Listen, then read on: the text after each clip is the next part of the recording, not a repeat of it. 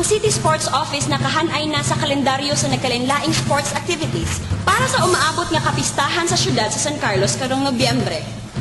Ang maong kalihukan nagalangkop sa dula sa football, lawn tennis, basketball, boxing, volleyball ug chess. Ang Football Invitational dito himuon sa SJRI Football Field.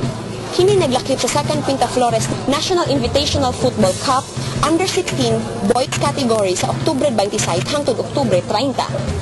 Women's 9-a-side Football Invitational Cup Under 14 and Under 16 category sa Oktubre 31 hangtod Nobyembre 1. Invitational Football Festival sa Nobyembre 2 hangtod 3. Sa Nobyembre 3, isangka ang football team sa UNOR batok sa football team sa USJR.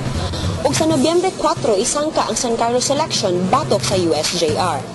Sa duwa sa lawn tennis invitational, kini pagahimuon sa SCMCI Tennis Court sugod sa Oktubre 31 hangtod Nobyembre 1 sa alas 8 sa buntag hangtod alas 5 sa hapon. Sa natad sa basketball, kini pagadulaon sa Nobyembre 4 dito sa SJRI Basketball Court. Sugdan kini sa dula sa San Carlos City Selection batok sa Pontevedra Selection sa alas 4:30 sa hapon. Scupa Selection batok sa DPWH Bacolod City sa alas 6:30 sa gabi. Ug SK San Carlos City batok sa SK Talisay City sa alas 8:15 sa gabi.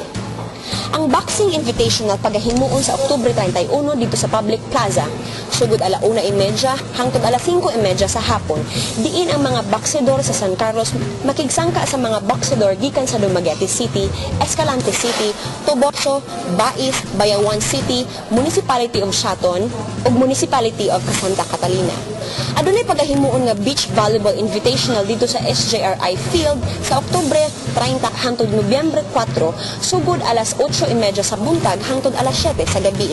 Ang Local Open Tournament sa dula sa chess pagahimuon dito sa likod sa City Auditorium sa Nobyembre 4, sugod alas 8 sa buntag hangtod alas 12 sa udto.